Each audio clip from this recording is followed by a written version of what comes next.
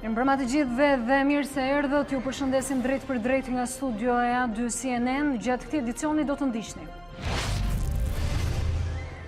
Prokuroria e Tiranës do rihetoj tenderin e byzylykëve. Verifikohen edhe 2 ish-ministra të LSI-s. Reagon për A2 CNN ish-ministri demokrat Gazmend Bardhi, i cili denoncoi parregullsitë. Në Komisionin e Medias, debatet zgjatën rreth 5 orë, rektorët kërkojnë rimbursim të tarifave. Ministri Leshaj thotë se studentët nuk u dhunuan. Sajmir Tahiri kërkon përfundim të hetimeve dhe akuzon prokurorinë për zvarritje të procesit. Edhe socialistët lënë ish-ministrin e tyre për ngritjen e komisionit hetimor. Edhe njëherë mirëmbrëma të gjithëve, unë jam Vjo Gjafaj, gjatë këtij edicioni do të jemi bashkë në vijim të Ditarit të orës 19 do të ndiqni. Në Bruksel, 29 të vendet anëtare të NATO-s firmosën protokollin për antarësimin e Maqedonisë në Aleancën Veriatlantike. Vendimi erdhi pas miratimit të marrëveshjes së preshmes. Skenari i një Brexit pa marrëveshje trem Brukselin. Ata që promovuan shkëputjen e Britanisë së Madhe pa një plan të qartë, meritojnë një vend në fer, tha presidenti i Këshillit Evropian Donald Tusk. Kjo deklaratë e tij shkaktoi reagime të ashpra në Londër.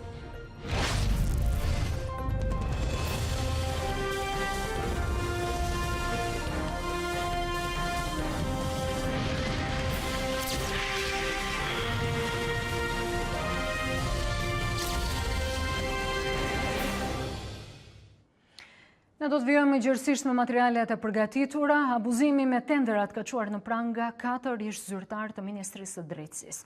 Prokuroria e Tiranës ka rihapur çështjen e bujshme për mbikëqyrjen elektronike dhe po kryen verifikime edhe ndaj 2 ish-ministrave të LSI-s. 5 procedura tenderimi të kryera për gjatë viteve 2016-2017 në Ministrinë e Drejtësisë janë marrë në netim nga Prokuroria e Tiranës. Në sitën e organit të akuzës pritet të kalojnë dhe 2 ish-ministra, ndërkohë që dëmi ndaj buxhetit të shtetit kap shifrën e 7 milion eurove. 4 flet arreste u ekzekutuan nga policia, ndërsa për 8 ish-zyrtar të tjerë gjykata dha detyrim paraqitje.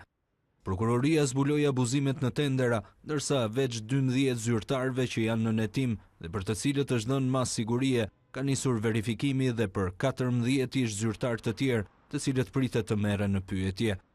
Akuza është ajo e shpërdorimit të detyrës dhe shkelja e barazisë në tendera, ndërsa vetëm mbikëqyrja elektronike të dënuarve i kushtoi Ministrisë së Drejtësisë 2 milion euro. Deklarime pritet të japin dhe Ylli Majani, i cili u emërua në postin e Ministrit të Drejtësisë në vitin 2015 për të zëvendësuar në 2017 nga Petrit Vasili. Nga dosja hetimore del se fillimisht shkeljet u zbulua nga grupi i inspektimit të Ministrisë së Drejtësisë e më pas dhe nga grupi i Ministrisë së Financave. Hetimet e task force-së së prokurorisë nxorën shumat me pasoja të mëdha për buxhetin e shtetit, ndërsa asnjëri prej sistemeve të tenderuara nuk është funksional.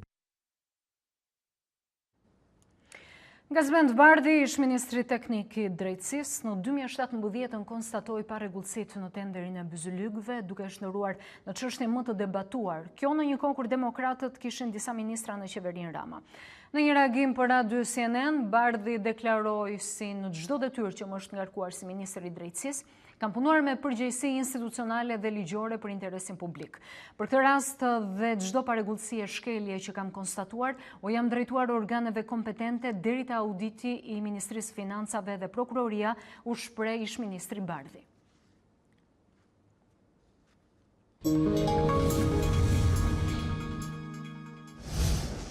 Ish-ministri i Brendshëm Sajmir Tahiri, akuzuar për trafik ndërkombëtar lëndësh narkotike, shpërthen akuzën ndaj prokurorisë.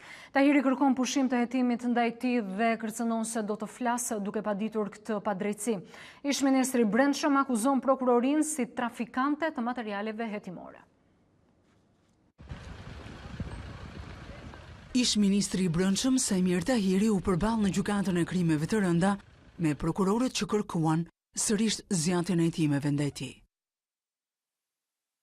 Ish-ministri u shoqërua nga avokati Maksaxhia, ndërsa seanca u zhvillua me dyert të mbyllura pas kërkesës së prokurorëve për ruajtje të sekretit hetimor. Ju keni aq shumë mesazhe në telefonat tuaj nga prokurorët sa nuk kam më sekrete në këtë institucion. Unë kam heshtur për të marrë atë që më takon e pastaj do flas. Por peng nuk kam si mban njeri. Prokuroria antimafia dhe gjykata ka thënë ky njeri nuk ka lidhje. Në Itali aty ku lindi çështja. Ky njeri nuk ka lidhje. Ndërsa këtu vazhdon e zgjatet sepse kam frikë që nuk din si ta mbyllë. Vendimi u shty për ditën e hënë pasi sipas ish-ministrit, gjykata kërkoi disa dokumenta që prokurorët nuk i kishin.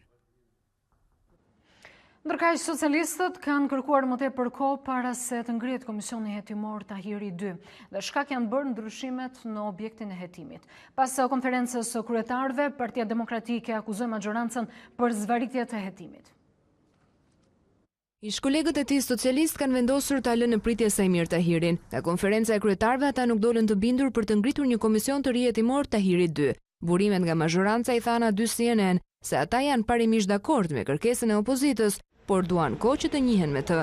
Të njëjtat burime thonë se demokratët kanë ndryshuar gati 90% të objektit të hetimit, duke shtrirë periudhën e hetimit nga 1 janar 2014 deri më 1 janar 2018, ndërkohë që Tahiri prej marsit 2017 nuk ka qenë më ministri i brendshëm. Për sa më sipër, socialistët i dhanë vetes kohë për të krahasuar dy kërkesat, por ajo nuk u prit as pak mirë nga opozitarët, që folën për zvarritje të hetimit parlamentar. Sot ushtarët e Ramës konferencën e kryetarëve refuzuan ngritjen e komisionit hetimor për Sajmir Tahirin. Në përpjekje për ta zvarritur sërish të drejtën kushtetuese të opozitës për të kontrolluar qeverisjen, që në këtë rast është bashkëqeverisje me bandat, Partia Socialiste kërkoi kohë për të njohur me kërkesën tonë për komisionin hetimor. Komisioni hetimor Tahiri 1 mbyll më 6 dhjetor 2018, pa ndonjë rezultat konkret. Mbetet për të parë nëse komisioni Tahiri 2 do të jetë ndryshe. 5 muaj pas së marrjes së detyrës, Stefan Qipa, drejtori i burgjeve, largohet nga kjo detyrë. Qipa zëvendësoi Arben Çuku në shtator të vitit të kaluar, një tjetër ish deputet socialist në krye të burgjeve, i cili u arrestua atëherë pasi emri i tij doli në përgjimet e një të dënuari dhe se dyshoi që kishte marrë para për dhënien e lejeve për të dënuarit gjatë kohës që drejtonte institucionin e burgjeve. Tashmë Stefan Qipa do të drejtojë entin kombëtar të banesave. Më dohet, po themi, nga policia e shtetit dhe gjitha policitë e tjera, duke ditur që Këshilli i lartë i prokurorisë vendos që të shtyjë edhe për 2 javë afatin e aplikimit të prokurorëve për garën e SPAK. Vendimi u mor një ditë para përfundimit të afatit të datës 7 shkurt, të përcaktuar një muaj më parë në mbledhjen e KPK-s. Por mungesa e aplikimeve e detyroi Këshillin që të marrë vendimin e shtyrjes së këtij afati, kjo edhe për arsyen e mos përjashtimit nga gara të çdo prokurori që synon të jetë pjesë e SPAK. Një pjesë e mirë e prokurorëve kanë familjarët e tyre jashtë vendit apo fëmijët me sodime. Një nga kriteret që duhet të plotësohen nga këta konkurrent është fakti që lidhet me deklarimin e të dhënave sensitive që shkojnë deri te raportimi i telekomunikacioneve të pjesëtarëve të afërt të prokurorit, për të cilët duhet të merret konfirmimi i familjarëve. Kakofonia e shkaktuar nga 2 ligje për policin ka bërë që deputetët të ngrenë supet. Kjo pasi ligji për vetting në polici lejon në çdo punonjës policie që është jashtë sistemit që t'i nënshtrohet procesit dhe të kthehet në radhët e uniformave blu.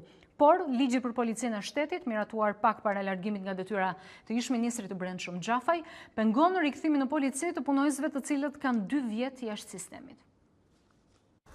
Për të gjithë ata ish policë që kanë 2 vjet jashtë forcave të rendit dhe janë ende në pritje për të kthyer, ligjvënësit nuk e kanë ende një përgjigje. Kakofonia e shkaktuar nga 2 ligje për policinë ka bërë që deputetët të ngrenë supet. Kjo pasi ligji për vettingun në polici lejon çdo punonjës policie që është jashtë sistemit të nënshtrohet vettingut dhe të kthehet në radhët e uniformave blu, por ligji për policinë e shtetit miratuar pak para largimit nga detyra të ish-ministrit të brendshëm Fatmir Xhafaj pengon rikthimin në polici të punonjësve që kanë 2 vjet që janë liruar. Projekt ligjit është krijuar mundësia shumë punonjës policie rikthimin përsëri në detyrë, po dhe ajo problemi është i afatit 2 vjeçar që i penalizon ata. Domethënë është hap mundësia, pyetja ime është si do zgjidhni këtë problem. Deri tani ka kërkesa për të nështruar vettingun nga persona që janë jashtë radhët policisë së shtetit? Nuk e disponoj një numër të tillë. Besoj se do merren gjitha masat që kjo të realizohet nga Komisioni i Jashtëm i Vlerësimit, për sa i përket se më pas Komisioni i Jashtëm do e kaloj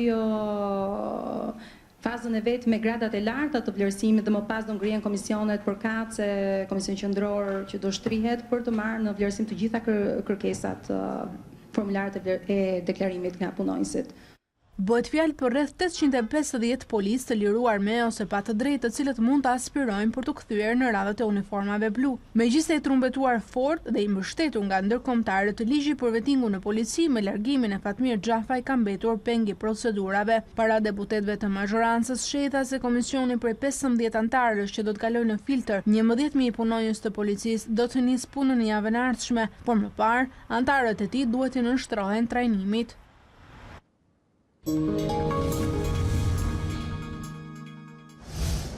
Komisioni i Arsimit është përfshirë nga debatet ashpra për situatën në universitete. Për rreth 2 orë, deputetët kanë dëgjuar rektorët e thirrur në një seancë dëgjimore.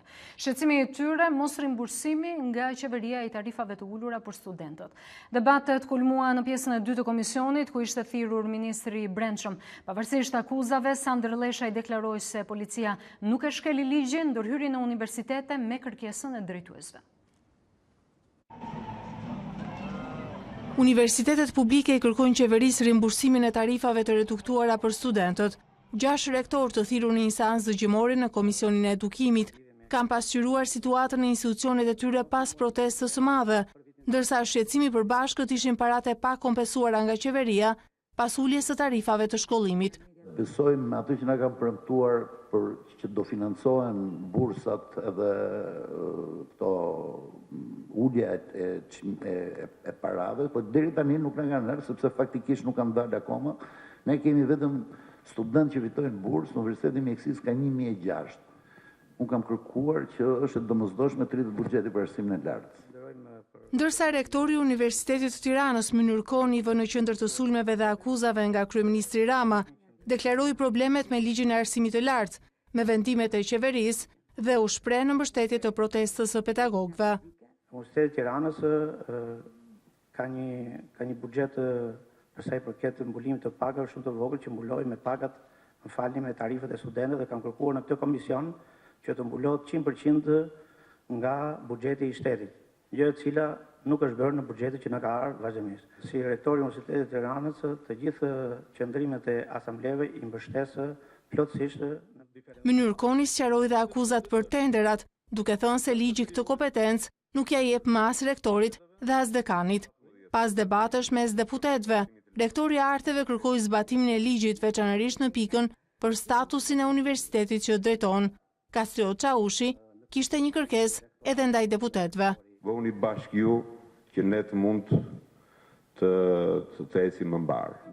Pas rektorëve në Komisionin e Edukimit ishte ministri i Brendshëm, i thirrur nga 8 deputetë opozitës për ndërhyrjen e policisë në universitete. Sandër Leshaj deklaroi se policia nuk shkeli ligjin.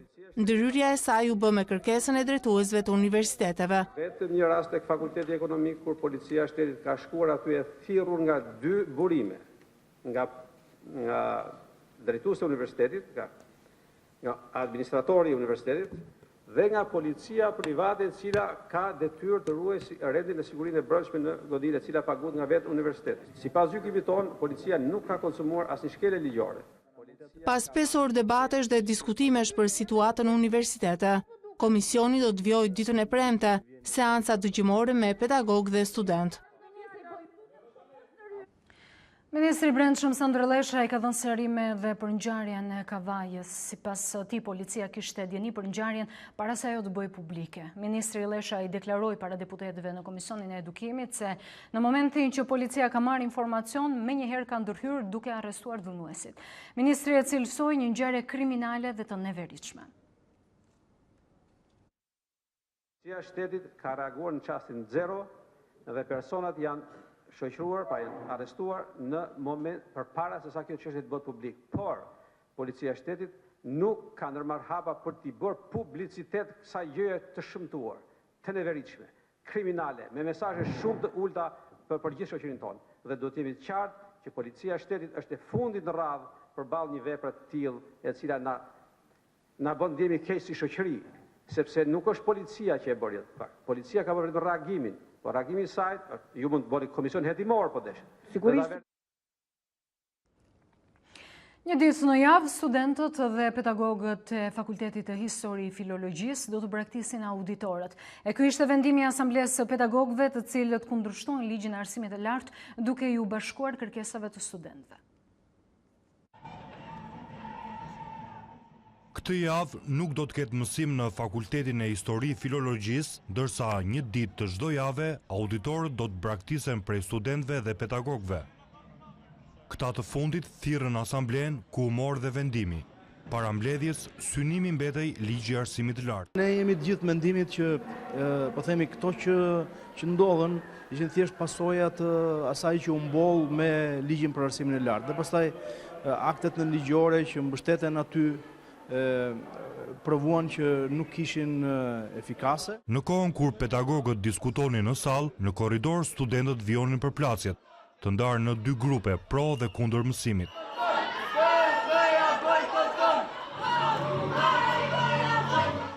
Në mbarim të këtij takimi që zgjati për afro 2 orë, dekani dha një deklarat për shtyp ku sqaroi vendimin. U vendos që kjo javë të shpallet javë proteste nga stafi akademik i Fakultetit të Historisë dhe të Filologjisë dhe në vijimësi në javët që vijnë protestat vazhdojnë një ditë në javë. Sipas një kalendari, javën e parë të hënën, të dytën të martën e me radhë. Sipas Laçit, askush nga studentët nuk i kishte kërkuar që të bënte mësim, ndërsa e cilësoi domosdoshmëri rishikimin e ligjit për arsimin e lartë. Revolta e studentëve shoqërohej nga tingujt e muzikës, ndërsa mbishkrimet dalloheshin nëpër muret e fakultetit.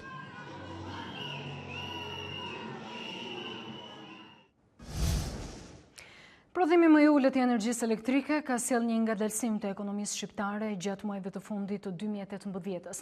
Por sipas guvernatorit të Bankës së Shqipërisë Gent Seiko, kjo është vetëm e përkohshme pasi rritja do të kapë sërish ritmin. Deklarata e Seikos u bë në konferencën për shtyp pas mbledhjes së Këshillit Mbikëqyrës që vendosi që të mbajtë pa ndryshuar normën bazë të interesit. Ekonomia shqiptare është duke ecur me motorët e ndalur. Por sipas Bankës së Shqipërisë, kjo është vetëm një gjendje momentale. Guvernatori Gent Seiko deklaroi se rritja ekonomike do të përshpejtohet në vijim, duke u mbështetur te kërkesa e brendshme, likuiditeti i sektorit financiar dhe vijimi i reformave strukturore. Analizat tona sugjerojnë se ky ngadalësim pasqyron një kontribut më të ulët të prodhimit të energjisë elektrike dhe pritet të jetë i përkohshëm. Projekcionet tona fatmesme nuk kanë pësuar ndryshime të ndjeshme. Trendet aktuale të zhvillimit ekonomik dhe faktorët ekonomike financiare mbështetës të tyre sugjerojnë se si ekonomia dhe presionet inflacioniste do të vinë në rritje gjatë periudhës në vijim. Guvernatori i Bankës Qendrore adresoi edhe rënien e stokut të kredisë vitin e kaluar, që sipas tij erdhi si pasojë e fshirjes nga bilancet të kredive me probleme dhe zhvlerësimit të euros. Duke përjashtuar efektet e këtyre faktorëve, Seiko deklaroi se kredia shënoi rritje me 5.9%. Megjithatë, kjo rritje mbështetet më tepër tek segmenti i individëve, ndërsa tek bizneset ka ndikuar shtrëngimi i kreditimit nga bankat. Sfidat me të cilat përballet rajoni dhe Europa dhe kërcënimi rus ishin temat kryesore të diskutuara në Kongresin Amerikan. Në fjalën e tij, presidenti Ilir Meta vlerësoi rolin e shtëpisë e Shqipërisë në Ballkan, ndërkohë që theksoi si shumë të rëndësishme një marrëveshje finale mes Prishtinës dhe Beogradit. Sfidat europiane dhe sjellja malinje e Rusisë ishte tema kryesore e Forumit të Sigurisë, organizuar në Senatin Amerikan nga Fatmir Mediu dhe kryetari i Komisionit të Sigurisë Sam Jim Inhofe. Jo vetëm Shqipëria, por i gjithë rajoni i Ballkanit, sipas krye republikanit Mediu, përballet me sfida, duke nisur nga sundimi i ligjit, lufta ndaj korrupsionit dhe drogës, ndaj terrorizmit dhe zgjedhjet e lira të ndershme. Senatorë dhe përfaqësues nga 17 vende u ndalën gjatë tek sfidat në rajonin ton, me theks të veçantë tek Kosova dhe Serbia.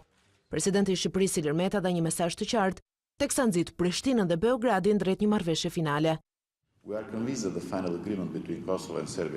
Një marrëveshje finale mes Kosovës dhe Serbisë do të sjellë paqe, stabilitet, siguri në terma afatgjatë në rajon, me Shtetet e Bashkuara dhe Bashkimin Evropian si garant. Rezultatet e kësaj marrëveshje finale do të thotë se Kosova do të njihet nga Serbia si një shtet i pavarur dhe si antar i Kombeve të Bashkuara. I vetmi ndryshim kufinsh për të cilin ne duhet të punojmë natë e ditë në rajonin ton është zgjerimi i plot i kufijve evropian për Ballkanin Perëndimor. Duke folur për sindi i paktin e saj në Ballkan, Meta u ndal tek vizita e fundit e Putin në Beograd. Një rënje e impaktit të Shteteve të Bashkuara të Amerikës dhe më pak përfshirje nga Bashkimi Evropian në rajon mund të krijojë një vakum që mund të rrisë prezencën e Rusisë dhe aktorëve të tretë në këtë rajon. Destabilizimi i rajonit është në interes të Rusisë, ndërsa fati i rajonit është në Bashkimin Evropian dhe NATO. Gjatë vizitës së tij në Beograd, presidenti Putin akuzoi Shtetet e Bashkuara dhe Bashkimin Evropian në përpjekje për të destabilizuar rajonin. Ne do të donim që Rusia të respektojë aspiratën euroatlantike të vendeve të rajonit. Pavarësisht sfidave me të cilat ndeshet Ballkani, prania e tij në NATO është domosdoshme, tashmë pas Malit të Zi dhe Maqedonisë së Veriut. Teksa vijojmë të konsolidojmë demokracinë tonë, shtetin e së drejtës, luftën kundër krimit të organizuar dhe influencën e jashtme që kërkon të kontrollojë rajonin tonë, ky proces kritik nuk mund të ecë përpara pas sfida. Tregtarit të vogël, studentit, pensionistit dhe të papunit në Vor, Lulzim Basha i bëri një ftesë të përbashkët. Të vinë të gjithë në Tiranë në datën 16 shkurt për të rrëzuar këtë qeveri. Sipas krye opozitarit, qeveri kjo e lidhur me krimin. Basha foli për kapje të institucioneve të drejtësisë nga Edi Rama, për rënimin e biznesit me taksa dhe rritje të papunësisë. Gjitha proceset politike, gjitha institucionet janë kapur. Ndaj ne si parti politike, përveç se t'ju ofrojmë alternativën, që kështu do ta zgjidhim, s'kemi mjet tjetër për ta zgjidhur. Dhe ajo që ju kërkojmë është bashkohuni me 16 shkurt ta zgjidhni si popull. Edhe të gjithë, sa mi frashë në Tiranë, gjimnazijim, të gjithë t'i bësh ftesë. Patjetër. Si ish gjimnazist ty, po ju fton. Edhe si qytetari i Tiranës, të gjithë me 16 shkurt në Tiranë. Mirë se të vini. Populli është në fuq. Zika shkojmë mo. Kemi besim ke ju.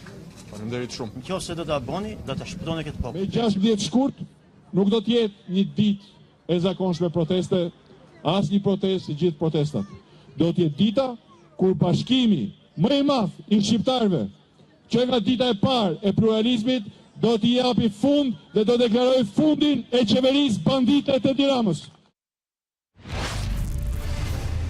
Në vijim të këtij edicioni ju do të ndiqni skenari i një Brexit pa marrëveshje tremb Brukselin. Ata që promovuan shkëputjen e Britanisë së Madhe pa një plan të qartë, meritojnë një vend në ferr, tha presidenti i Këshillit Evropian Donald Tusk. Kjo deklaratë e tij shkaktoi reagime të ashpra në Londër. Mirë, ne u rikthyem dhe do vijojmë me pjesën e dytë të informacioneve. Ambasadorët e 29 vendeve anëtare të NATO-s, duke përfshirë këtu dhe Shqipërinë, firmosën në Bruksel protokollin për anëtarësimin e Maqedonisë në Aleancën Veriatlantike. Vendimi erdhi pas ratifikimit të marrëveshjes së Prespës nga Parlamenti i Athinës dhe ai i Shkupit. Miratimi i marrëveshjes së Prespës në parlamentet e Athinës dhe Shkupit u shpërblye shpejt me firmosjen e protokollit për anëtarësimin e Maqedonisë së Veriut në NATO.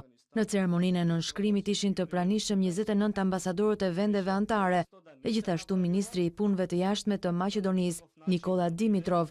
Protokolli u nënshkrua edhe nga Shqipëria. Sekretari i përgjithshëm i NATO-s e cilësoi këtë si një moment historik. Ju kemi pritur për një kohë të gjatë që të na bashkonin në familjen tonë. Me nënshkrimin e protokollit fillon procesi i ratifikimit i cili i pres që të kaloj lehtë. Nga sot përfaqësuesit tuaj do të na bashkohen në këtë tryezë. Anëtarësimi i plot në NATO do të ndodhë pas ratifikimit të dokumentit nga të gjitha parlamentet e shteteve anëtare, e megjithatë që tani Maqedonia do të jetë pjesë e sistemit dhe procedurave të NATO-s, por pa të drejtën e votës. Maqedonia do të jetë së shpejti Maqedonia e Veriut. Kjo është çështje ditësh. Kemi dëshmuar se mund të zgjidhim problemet me të cilat përballemi. Ky akt sot është rezultati i punës dhe përpjekjeve të shumë gjeneratave dhe përgjegjësie e brezit ton. Me marrëveshjen e Prespës, Maqedonia ndryshon emrin në Maqedoni e Veriut, pranon se gjua maqedonase është pjesë e grupit të gjuhëve slave dhe se identiteti i saj nuk ka asgjë të përbashkët me maqedonasit e lashtë. Eurokomisioneri për zgjerimin dhe fqinjësinë Amir Johannes Hahn përgëzoi Maqedoninë Veriore për nënshkrimin e protokollit të anëtarësimit të NATO-s. Zyrtari evropian me anë të një mesazhi në Twitter shkruan se ky zhvillim është një kontribut për paqen dhe për stabilitetin në Ballkanin Perëndimor dhe më gjerë. Pikërisht për paqe, stabilitet dhe siguri foli edhe kryeministri i Maqedonisë Veriore Zoran Zaev. Ai përgëzoi qytetarët dhe u kërkoi atyre që të jenë krenar për këtë ditë historike. Edhe presidenti opozita dhe Partitë Shqiptare në Maqedoninë Veriore përshëndetën nënshkrimin e këtij protokolli. Ndërsa ish kryeministri Nikola Gruevski tha se është koha për një strategji të re kombëtare. Mesazhe urimi ka dërguar edhe Shqipëria, Kosova dhe shumë vende të tjera të rajonit. E si që thamë edhe Tirana zyrtare ka përshëndetur në nënshkrimin nga antarët e NATO-s të protokollit të antarësimit të Republikës së Maqedonisë së Veriut në Aleancë. Presidenti Meta e ka vlerësuar si një arritje në kohën e dur dhe ka uruar udhëheqësit politik, vizionar dhe qytetarët e Republikës së Maqedonisë së Veriut për këtë arritje të merituar, e cila nxit përparimin e mëtejshëm të vendit, rrit sigurinë dhe stabilitetin rajonal dhe forcon aleancën e vlerave të përbashkëta transatlantike. Edhe kryetari i Partisë Demokratike Basha e cilësoi antarësimin e Maqedonisë së Veriut si një ngjarje të madhe për rajonin. Ndjem krenar që në këtë arritje të madhe, faktori politik dhe vullneti i shqiptarëve në Maqedoninë e Veriut mbështetën dhe përcaktuan pa hezitim këtë arritje historike, u shpreh Basha.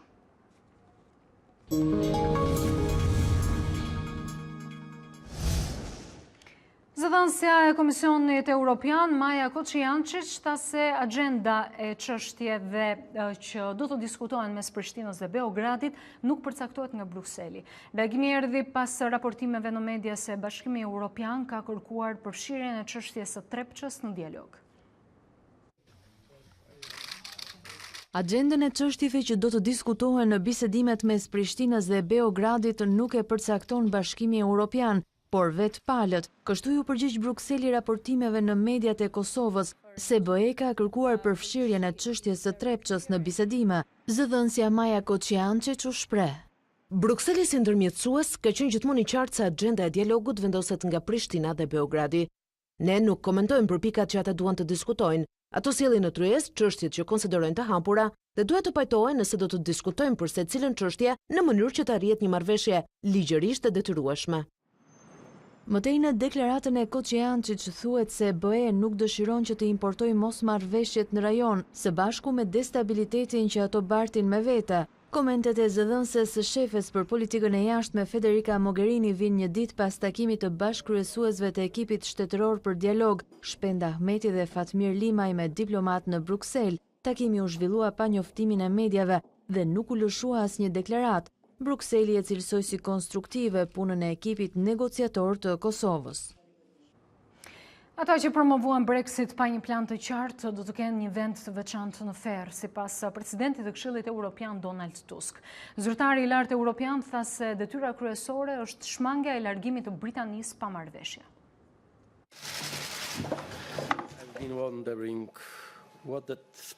Pyes veten se çfarë vendi të veçantë në Ferë do të kenë ata që promovuan Brexit, pa një plan për ta kryer atë në mënyrë të sigurt. Deklarata e fortë është bërë nga presidenti i Këshillit Evropian Donald Tusk gjatë një konference me kryeministrin irlandez në Bruksel. Ai njoftoi se Bashkimi Evropian do të këmbgul në çështjen e kufirit irlandez në çdo lloj marrëveshje divorci me Britaninë në mënyrë që të ruhet paqja në rajon. Nuk ka vend për spekulime këtu. BE është një projekt paqeje. Ne nuk do të luajmë me paqen. Presidenti i Këshillit Evropian nënvizoi se detyra më e rëndësishme në procesin për Brexit është parandalimi i skenarit pa ujdi. Megjithatë, njoftoi se bloku evropian dhe Republika e Irlandës janë të përgatitur për këtë zhvillim. Tusk shpreson që kryeministrja Theresa May të sugjerojë një plan të realizueshëm për fazën finale të Brexit. Muajin e kaluar, ligjvënësit britanik votuan një amendament që autorizonte shefin e qeverisë që të rinegocionte kushtet e ujdis lidhur me shqetësimet për kufirin, por BE ka bërë të qartë se marrëveshja nuk do të rihapet. Nesër forcohet kontrasti i tablos termike në Amerikën Veriore pasi pritet një tjetër hyrje e masave ajrore arktike të cilat do të risillin temperaturat deri në -40°C në Kanada dhe nga -20 në -30°C në shtetet amerikane si Dakota e Veriut dhe Jugut, Minnesota, Wisconsin e të tjerë. Përsëri zona të juglindore të Shteteve të Bashkuara si New Jersey, Maryland, Washington, Carolina e Veriut dhe Jugut mbeten në periferi të kësaj vale acare, por por ndryshimi i madh i temperaturave ndërmjet ajrit arktik dhe atyre të Atlantikut do të sjellë në shtetet juglindore kushte të motit ekstrem si stuhi të forta ajere, tornado dhe rrebeshe me shi dhe breshër. Do të vijojmë me sportin. Të gjitha skuadrat e mëdha me përjashtim të flamurtarit janë kualifikuar në çerek finale të Kupës së Shqipërisë. Vlonjatët fituan 1-0 supersfidën me Tiranën, por janë bardhë blut ata të cilët kualifikohen në çerek finale të Kupës pas fitores së 2-0 në ndeshjen e parë. Laçi dhe Kuksi në grupin B dhe Kamza në grupin A ja dolën që të përmbysin rezultatet e ndeshjeve të para ndaj Bylisit, Apollonis dhe Vllaznis. Partizani, Skënderbeu dhe Teuta fituan me golead, ndërsa Luftëtari u mjaftua me barazim pa gola ndaj Egnatias. Në fazën çerek finale në grupin A, Partizani gjen Luftëtarin dhe Skënderbeu Kamzën, ndërsa në grupin tjetër çiftet e tjera do të jenë Kuksi Teuta dhe Tirana Laçi.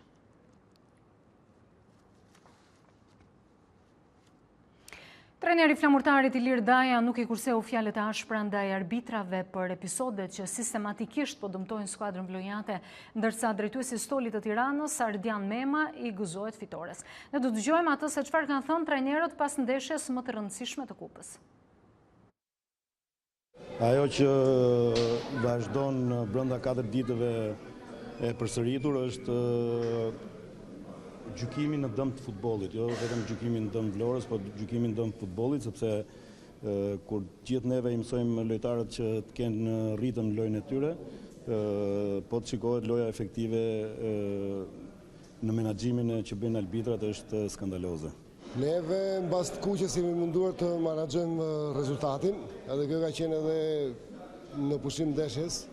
Pra që u shpjegova lojtarëve ishte që duhet menaxhojmë rezultatin dhe për të mos psuar gol edhe për ta kaluar në si ndeshje.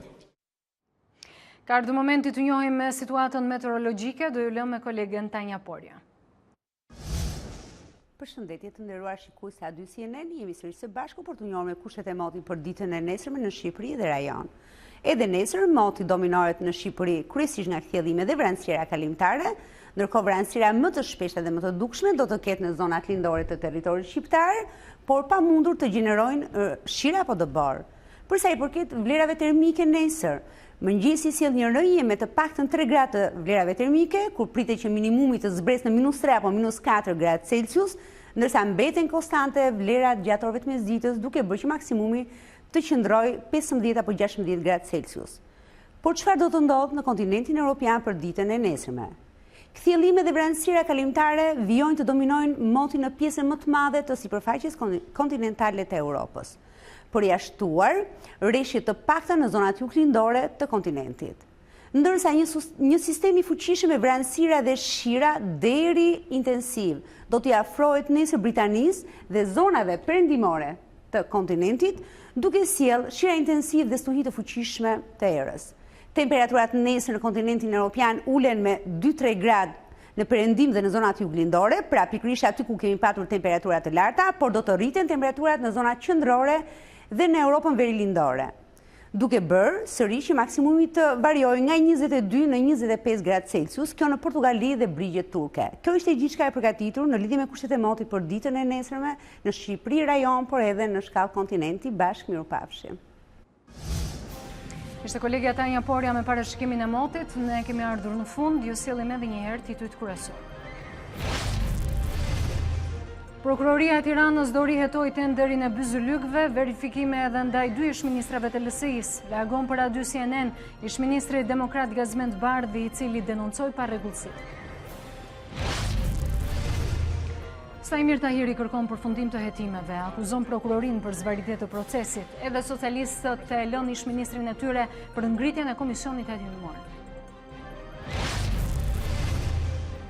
5 orë debat në Komisionin e Medias, rektorët kërkojnë rimbursim të tarifave. Ministri Lesha i thotë se studentët nuk u dhunuan. 29 vendet anëtare të NATO-s firmosën në Bruksel protokollin për anëtarësimin e Maqedonisë në Aleancën Veriatlantike. Vendimi erdhi pas miratimit të marrëveshjes së Prespës. Skenari një Brexit i pamarrëveshje tremb Bruxelli, ata që promovuan shkëputjen e Britanisë së Madhe pa një plan të qartë, meritojnë një vend në ferr, tha presidenti i Këshillit Evropian Tusk. E kjo deklaratë e tij shkaktoi reagime të ashpra në Londër.